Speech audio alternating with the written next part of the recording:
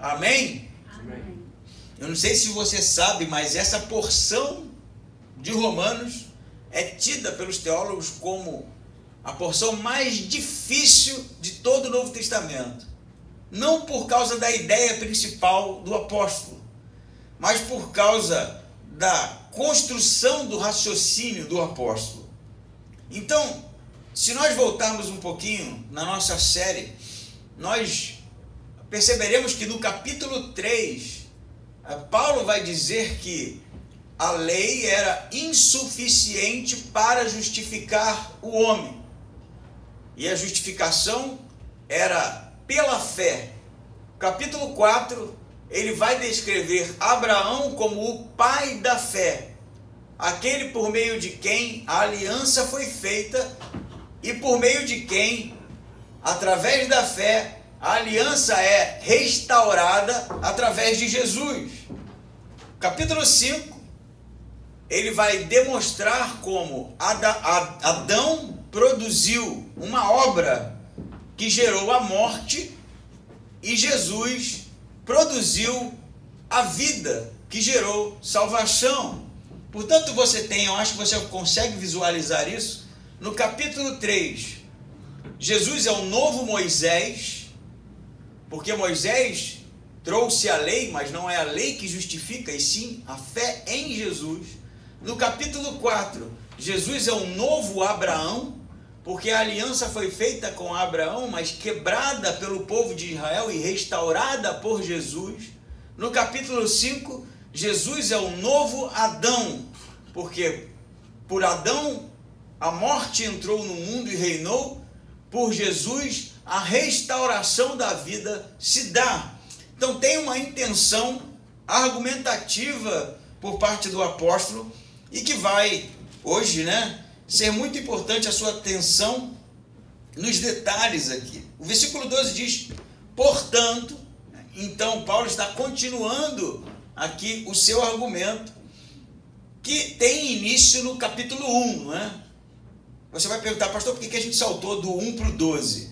Porque o 5, de 1 a 11, ainda é parte do argumento anterior, não é? De que o homem ele é justificado pela fé através de um pacto feito com Deus a Abraão, que está sendo restaurado por Jesus. Então ele termina o capítulo 5, porque você sabe que o texto no original não tem capítulos, e nem versículos numerados, é o texto corrido, direto, sem parágrafo, inclusive. O grego não tem parágrafo, nem ponto, nenhum tipo de ponto. Mas ele termina o capítulo 5 na nossa tradução da seguinte maneira: e não somente isso, mas também nos gloriamos em Deus por meio do nosso Senhor Jesus Cristo, pelo qual recebemos agora a reconciliação. Então o tema de Paulo aqui é reconciliação. E aí eu quero que você pense como um destinatário do século I. Isso é importante. Você faz parte de uma igreja no século I, constituída de judeus e gentios. E qual é o problema dessa igreja? Como eu já abordei alguns textos para trás, o problema da excelência judaica, do judeu que pensava que por causa do seu histórico, da sua história enquanto povo, da revelação da lei de Moisés ao povo, eles eram alguma coisa melhor do que os gentios. Eles eram justificados pela lei, eles eram eleitos por Deus. Paulo, na verdade, está aqui desde o início do capítulo 1, demonstrando que todos são iguais e todos estão debaixo do pecado, todos estão debaixo da ira, todos estão debaixo da transgressão. Não há um justo sequer, Paulo vai dizer. E agora é o momento, então, que Paulo vai explicar para o judeu, porque aqui está bem especificamente, argumentando, o texto está sendo argumentado aqui com o problema da lei, da seguinte maneira: ele vai dizer: assim como o pecado entrou no mundo por um só homem, e pelo pecado a morte, assim também a morte passou a todos os homens, pois todos pecaram. Então, Paulo vai abordar agora o problema em Adão. E por conta da transgressão de Adão, é o que Paulo está dizendo aqui, por meio de um único homem, Adão, que transgrediu, né, a única lei existente no Éden, que era não comer da árvore do bem e do mal. Por causa da transgressão de um só homem, o pecado entrou no mundo. O judeu sabe disso. O judeu está ouvindo, ou está lendo, né, ou está ouvindo alguém ler, e ele conhece muito bem a história da transgressão de Adão e do mal que isso causou. E ele vai dizer, a transgressão de Adão gerou um pecado que entrou no mundo, contaminou os homens, não é? E por causa desse pecado que entra no mundo, a morte que passou a reinar. Então, a morte, no argumento de Paulo, ela é um rei e tem um reino que ela está reinando, que ela está gerindo, que ela está realmente tragando os homens. E ele vai dizer, assim também a morte passou a todos os homens, porque todos pecaram. Então, a gente já começa a perceber que no argumento de Paulo, houve uma transgressão inicial, Adão transgrediu, por causa dele, a morte passou a habitar, a reinar na humanidade, não é? Porque todos morrem, e ele vai dizer, por que ela passou a reinar? Porque todos pecaram. Então, todos pecaram, por isso a morte está reinando no mundo. E aí ele diz, no versículo 13, porque antes da lei, o pecado já estava no mundo, mas quando não há lei, o pecado não é levado em conta. De novo, Paulo trazendo esse assunto. Mas qual é o tópico aqui? Para aqueles judeus que se diziam ser justificados pela lei de Moisés, cumprindo lá os rituais, né, e as obrigações da lei, Paulo está dizendo, vamos pensar juntos então, se a lei justifica, o que então seria daqueles homens que viveram antes da lei? É o que ele está dizendo aqui, porque desde Adão até Moisés, por que Adão e Moisés aqui no texto? Porque Adão foi por meio de quem a transgressão aconteceu e a morte entrou no mundo e o pecado, e Moisés foi aquele que revelou a lei para o povo. Então, de Adão para Moisés, você tem ali gerações e gerações, não é? Então, o tópico de Paulo aqui é o que aconteceu então com essas pessoas antes de Moisés, porque elas não tinham lei, não houve lei para elas. E ele vai dizer aqui, o pecado não é levado em conta quando não há lei, no versículo 13. Então parece que o problema trazido por Paulo é o seguinte, Adão pecou, ok, o judeu, sim, pecou, transgrediu, e por causa de Adão, o pecado entrou no mundo, ok, concordo, entrou no mundo, e todos pecaram, sim, todos pecaram, não há um justo, nós concordamos com isso. Aí ele vai dizer assim, mas não tinha lei, e se não tinha lei, não tinha o que os acusasse. E aí como é que você vai justificar uma lei que justifica se ela não está lá para condenar o pecado? Se ela não está lá para condenar o pecado, é cada um por si. Cada um faz o juízo que quiser das coisas. Então o judeu que está ouvindo aqui vai se ver num problema, porque ele, enquanto descendência de Adão, vai encontrar um Abraão que é justificado, que não é pela lei. Ele vai encontrar Enoque, justificado que não é pela lei. Sete, justificado que não é pela lei. Abel, o justo, justificado que não é pela lei, porque não tinha lei. Então tem algo mais nessa história, que não é necessariamente lei que justifica o homem. Não é que Paulo esteja dizendo que não havia pecado porque não havia lei. Ele vai retomar aqui. Ele vai dizer, não havia lei para acusar o pecado. E se não havia lei, não tem condenação. Porque como é que você vai ter condenação se não tem lei para justamente inferir que há realmente uma transgressão? E aí ele vai dizer no 14, no entanto, a morte reinou de Adão até Moisés, mesmo sobre aqueles que não pecaram à semelhança da transgressão de Adão. O que é isso aqui? Não pecaram à semelhança da transgressão de Adão. Duas interpretações podem ser feitas aqui. Não pecaram à semelhança da transgressão de Adão, porque não pecaram um pecado tão grave quanto aquele de Adão, que foi o primeiro, que foi o terrível. Ou não pecaram à semelhança de Adão, porque não tinham lei para transgredir. Porque Adão tinha lei. Não pode comer da árvore do conhecimento do bem e do mal. E então, se os outros pecaram depois de Adão, não pecaram a transgressão de Adão, porque eles pecaram sem lei. Então o pecado está muito mais integrado ao resultado dele, que é a morte, do que necessariamente a transgressão de uma lei. Então, qual é a grande questão de Paulo aqui? Vamos lá, me expliquem então, se a lei justifica, o que aconteceu com os homens antes de Moisés?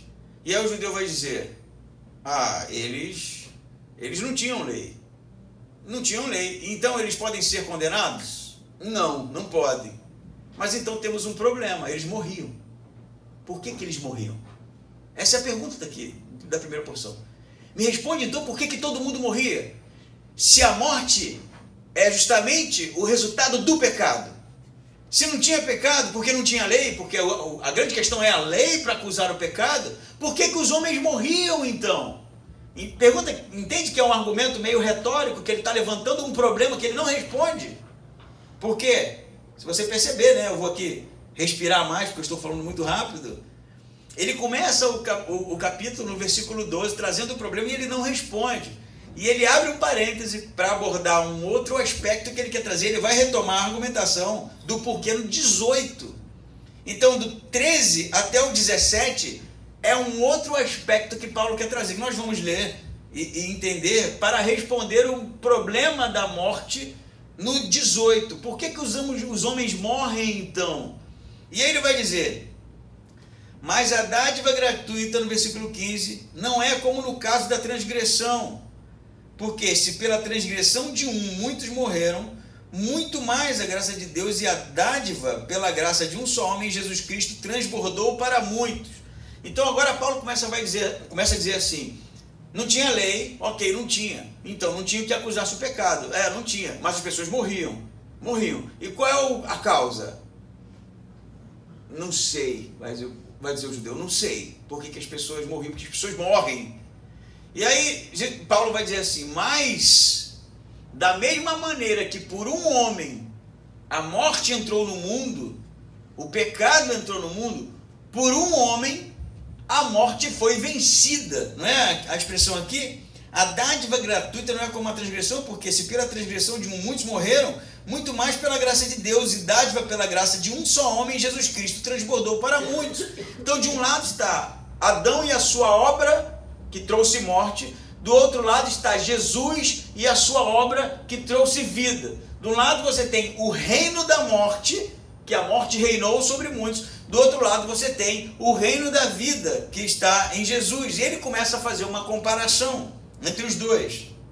16. Também a dádiva não é como o caso da transgressão, que veio por meio de um só que pecou.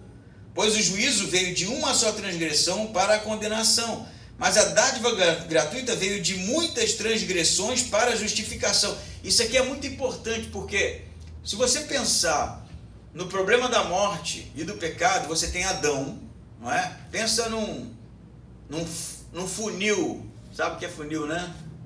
Ele é largo em cima e vai afinando. A ponta fina está em Adão. A transgressão de um único homem produziu muitas transgressões. O pecado de um único homem produziu muitas transgressões, muita condenação, muita morte, não é isso? Um produz muita coisa.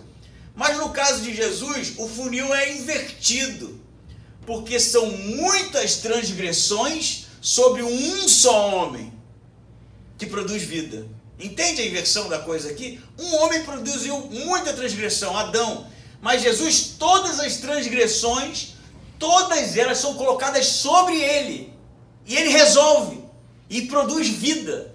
Então, se você perceber no argumento de Paulo, Adão, você já entendeu isso, produziu morte, a morte reinou, Jesus produziu vida, mas eles não são equivalentes, não ficou 0 a 0, tipo, Adão produziu morte, Jesus produziu vida, caramba, que bom, agora tem vida. Não. O que Paulo vai dizer é que a obra de Jesus ela é muito maior que a obra de Adão.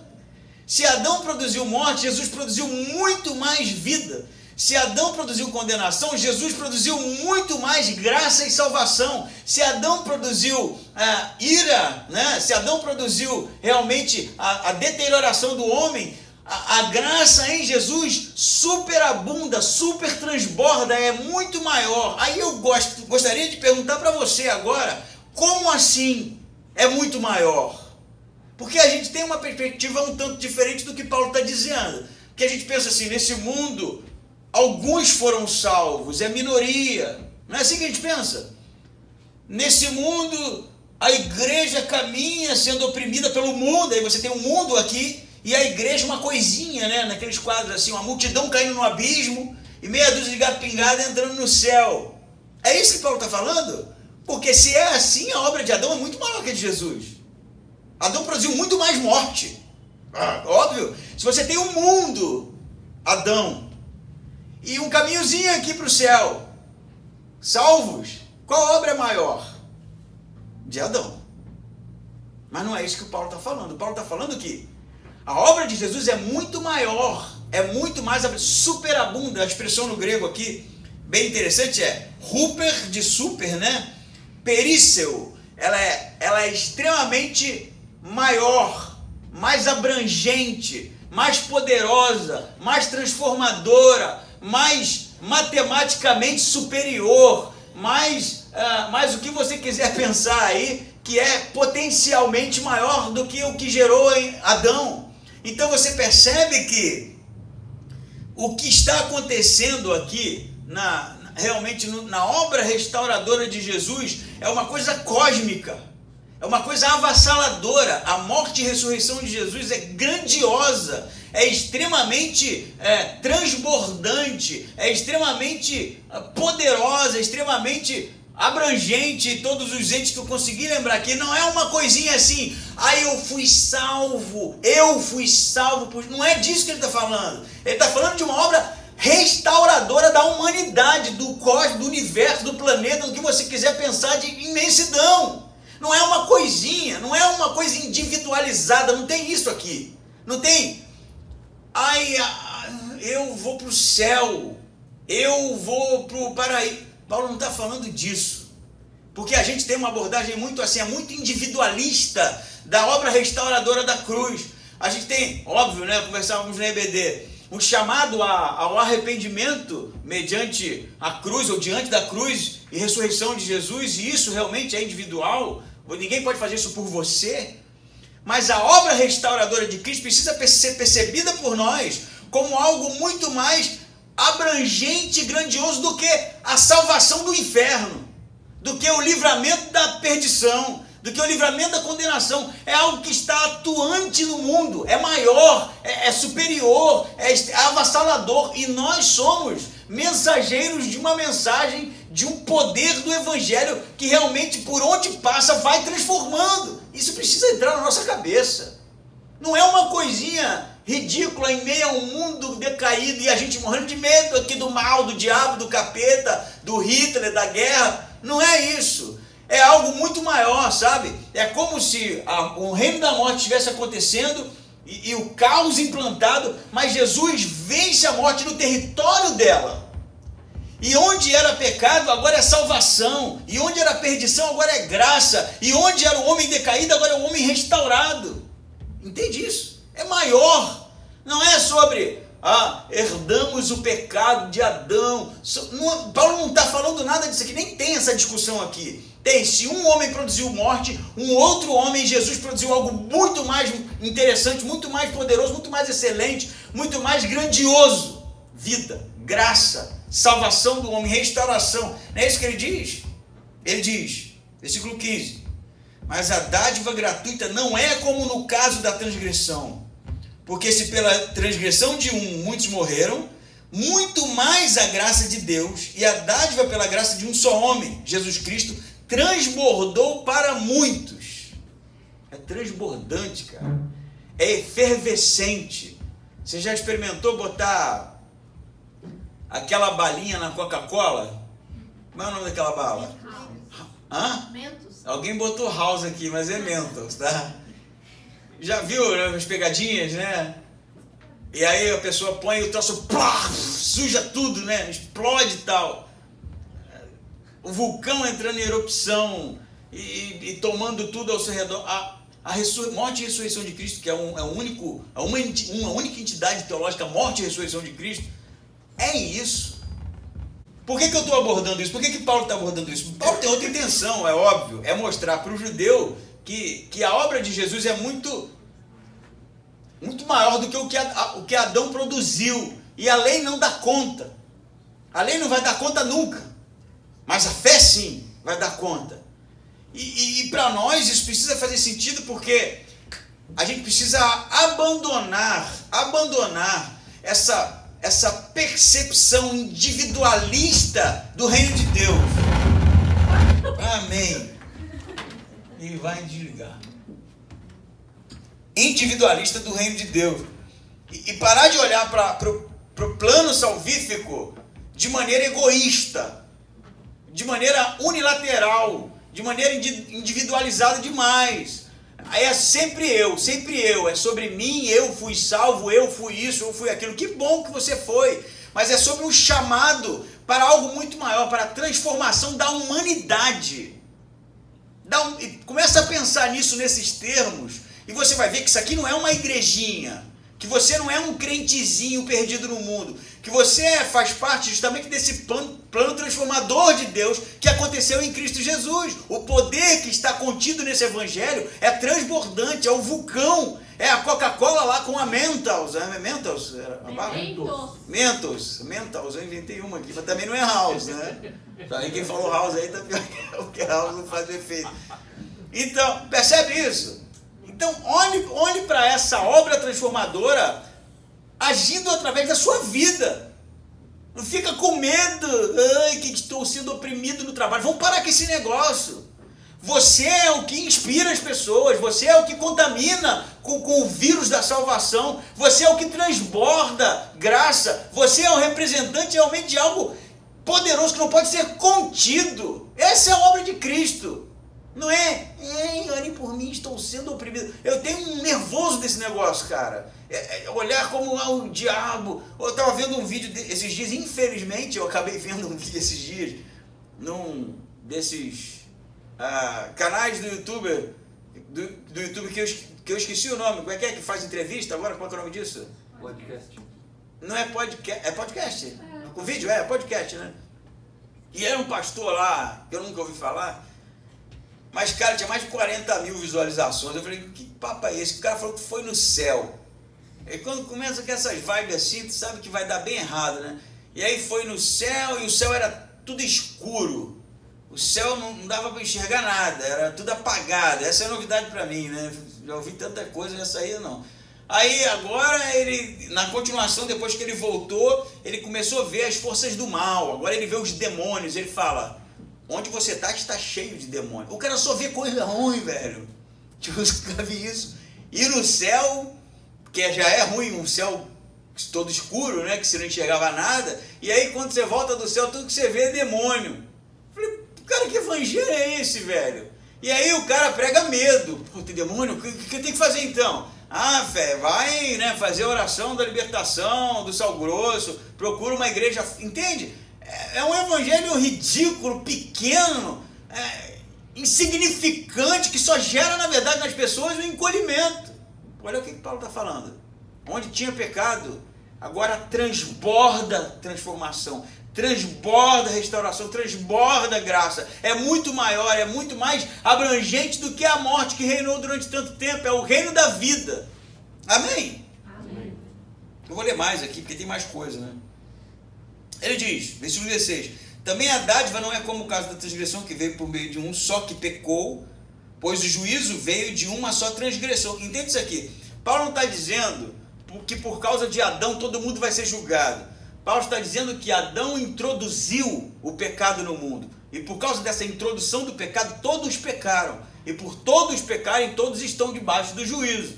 Então todos pecaram. Aqui não é uma herança do pecado. Todos pecaram, é uma ação. Todos decidiram pecar, como Adão decidiu pecar, e até então o problema, que é a transgressão do homem, gerou a morte no mundo. E ele vai dizer, no 17, Porque se a morte reinou pela transgressão de um só, então os que recebem da transbordante suficiência da graça e da dádiva da justiça reinarão muito mais em vida por meio de um só, Jesus Cristo. Percebe isso aqui? Não é a salvação lá no fim, depois que eu morrer, e aí eu vivo aqui lutando contra o pecado, não é? Ai, o pecado, o diabo, os demônios. E aí quando eu for para o céu eu estou livre. Eles já estão reinando. Isso já está acontecendo. A restauração já está se dando.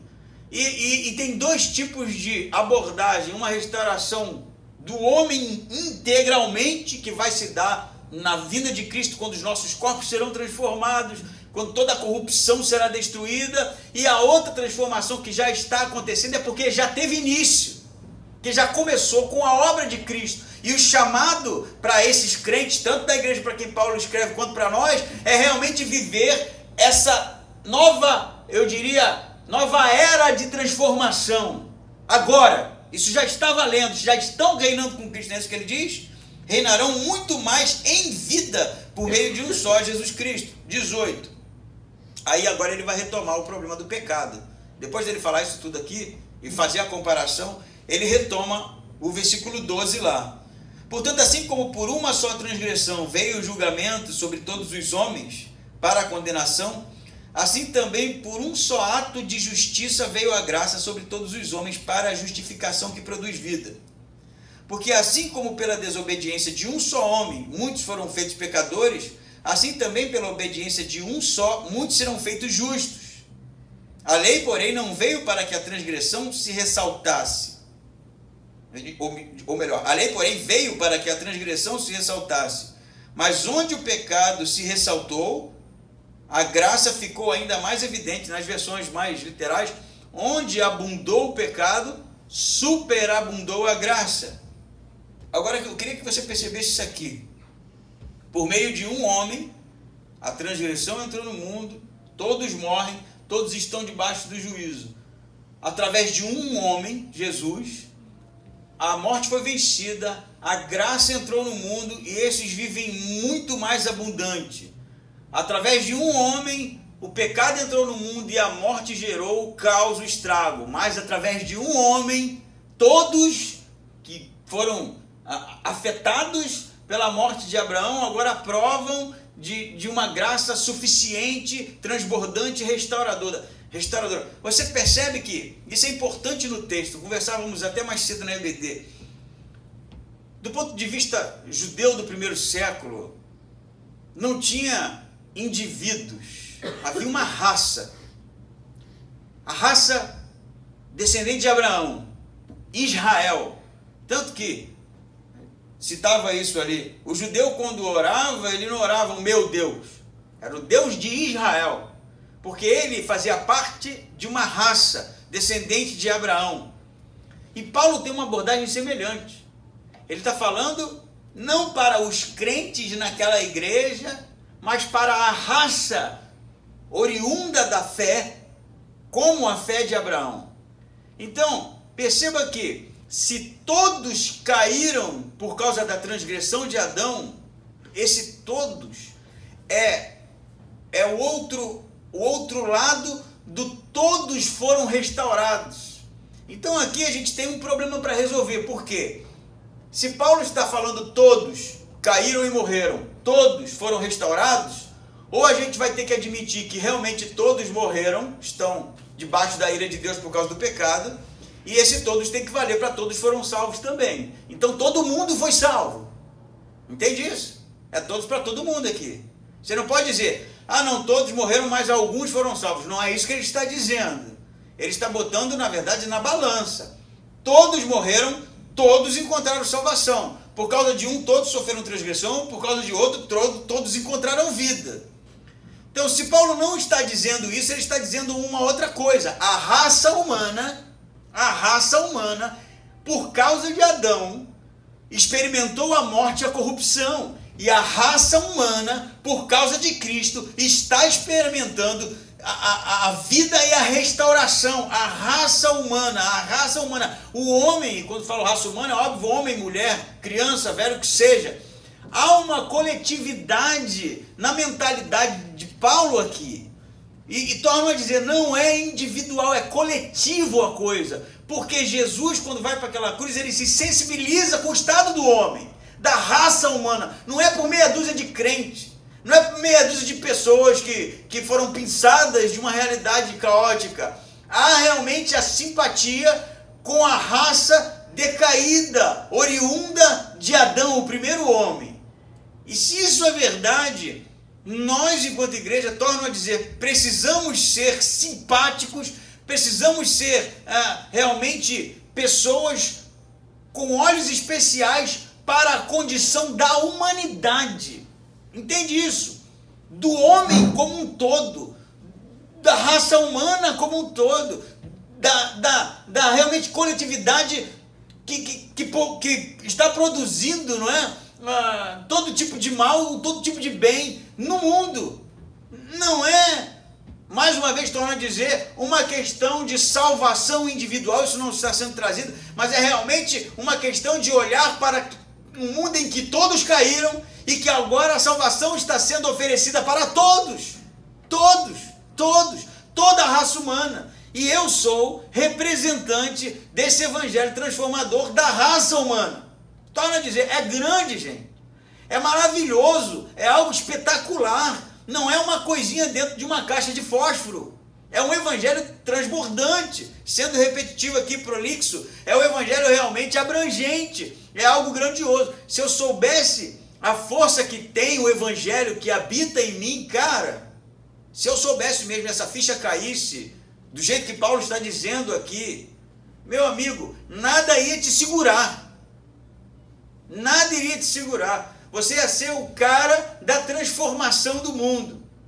Essa noite teve uma luta pelo cinturão do UFC, eu já confessei para vocês que eu sou adepto de artes marciais, né?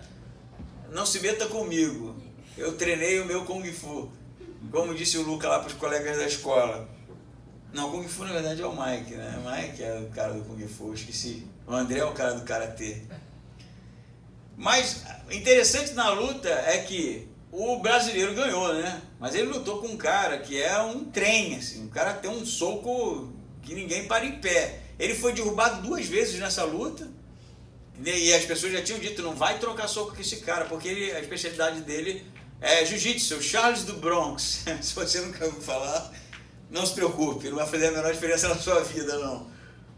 Mas ele foi derrubado 2 vezes, cara. Ele tomou 2 socão, bicho. Que eu falei, não, acabou a luta, né? Acabou. E o bicho levantava, cara. E foi pra cima, e ele conseguiu vencer a luta. Finalizou, né? Agarrou o cara lá e finalizou. E aí na entrevista, a entrevista que é a parada, e com a cara desse tamanho assim, né? E aí falou, o que aconteceu? Você foi derrubado 2 vezes? Ele falou, eu fui escolhido, Deus me escolheu. Escolheu ele para dar soco nos outros, né?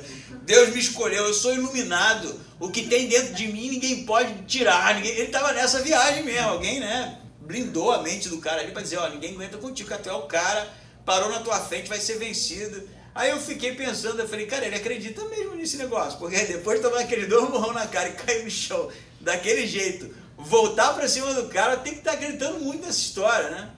E eu acho que a ilustração é ótima, porque o evangelho incontido habita na igreja, habita naqueles que estão realmente, que estão depositando a sua esperança em Jesus. É incontido, meu amigo. É o evangelho que pode mudar a realidade da humanidade. É o evangelho que transborda, que alcança, que restaura. Não é pequeno, não é ridículo, não é sobre demônio, não é sobre ir para o céu ver tudo escuro, não é sobre salvação individual, embora esse elemento seja verdade, mas ele não é o centro. O centro é um realmente comando da parte de Deus para que a igreja avance e pregue um evangelho transformador. E pregue um evangelho que vai mudar a realidade da humanidade. Acredite você ou não. Embora Apocalipse diga que vai chegar um tempo em que os homens não suportarão ouvir a palavra de Deus e vão perseguir, a igreja vai morrer, isso é tudo verdade. Mas vão morrer e vão, no final da história, ser aqueles que tomam um murro na cara, que caem e se levantam e vencem a batalha. Entende? Se tem uma batalha a ser travada, e existe, é contra o mal, contra o pecado, contra realmente aquilo que está contaminando o homem. Mas Jesus já venceu no território deles. E disse, esse evangelho irá mudar realmente o que aconteceu no Éden, a queda do homem irá ser realmente transformada em algo restaurador. Por isso vocês vão agora e preguem esse evangelho. Não é isso que Jesus fala? E indo por todo o mundo, pregando o evangelho a todas as nações. Jesus não estava pensando em Jerusalém sozinho, nem nos arredores ali de Samaria. Mundo! Mas aí vem a parte, eu acho, mais top demais aqui. Ele vai dizer no 20 que a lei que o judeu tanto se gabava de ser justificador, agora ele vai abordar qual o papel da lei nessa coisa toda. Adão pecou e o homem caiu. Não tinha lei? Não tinha lei. Então, como é que eles morriam, né? Se eles não sabiam do pecado? Porque a lei não estava lá para mostrar. Aí ele vai dizer no 20, a lei, porém, veio para que a transgressão se ressaltasse. Deus revela a lei, ou envia a lei, ou dá a lei a Moisés, não é para justificar ninguém, é para mostrar que tem um problema. A lei é para isso. Acender, grifar, passar um marca-texto. Aonde que está o problema? É o diagnóstico da doença.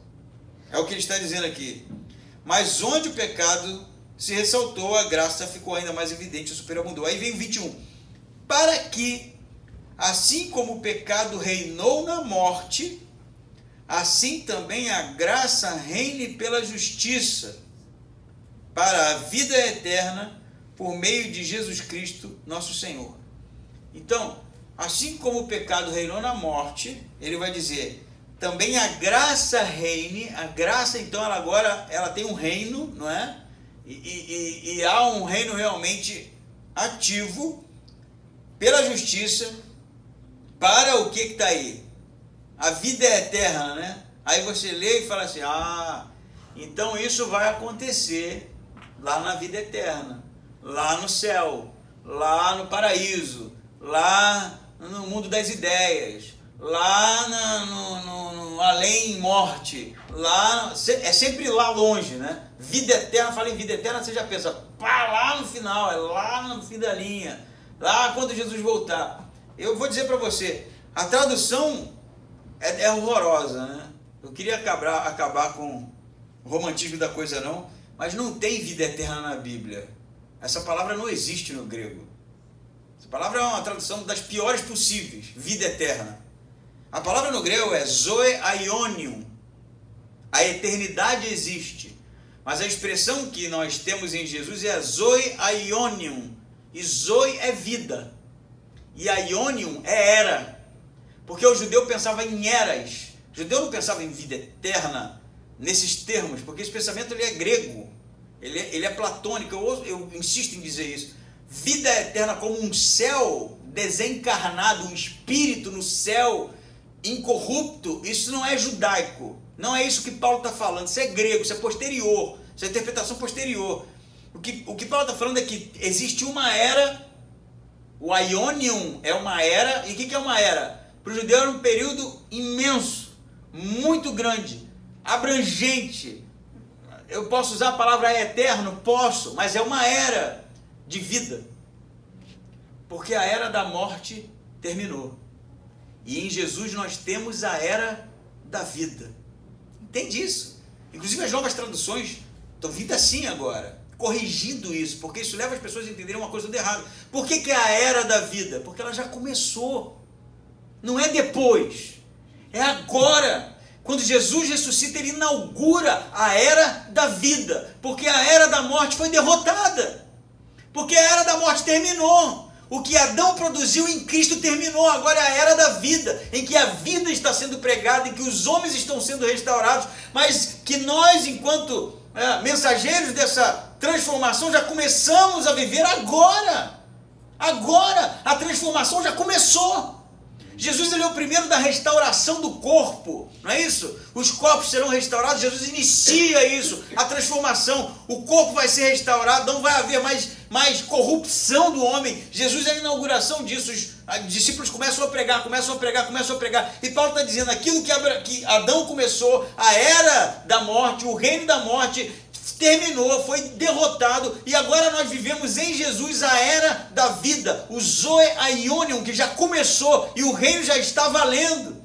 Por isso vivamos, reinemos, justamente com Jesus, e sendo pregadores, propagadores desse evangelho transformador. Já começou há 2000 anos atrás. Não sei se te avisaram. Não? Chegou um e-mail para vocês? Está circulando por aí. 2000 anos, cara. Evangelho que transforma as pessoas, que muda a vida, que muda a realidade decaída do homem, que realmente faz com que a vida em Cristo transborde. Nós estamos sendo tímidos com isso. Muito tímidos. E a gente precisa entender de uma vez por todas que realmente o Evangelho não pode ser contido, porque a morte e o pecado foi derrotado. Entende? Ah, mas eu ainda peco. Problema seu. Não era para estar fazendo. Porque foi vencido. O perdão já foi dado. Na cruz, Deus perdoou todos os homens. E agora convida ao arrependimento. Entende? Deus não está perdoando um por um. Ele já perdoou. As pessoas precisam entender isso. E se arrependerem e abraçarem essa salvação. E nós precisamos avisar. Porque eu fui alcançado. Porque vocês foram alcançados. Porque há 2000 anos pessoas têm sido transformadas por esse evangelho avassalador. Muitos morreram, foram queimados, foram tratados como bicho. Mas entendendo que o evangelho não poderia ser contido. Amém? Amém. Que isso seja verdade nas nossas vidas. Nós abramos as nossas bocas para realmente mostrar para o mundo aquilo que está transformando o que era morte em vida. Se teve uma invenção entre todas essas que eu citei, que fez a diferença num tempo caótico, foi uma invenção da parte de Deus, que pegou a própria morte terrível do seu filho e transformou em salvação para a humanidade. Vamos ficar em pé?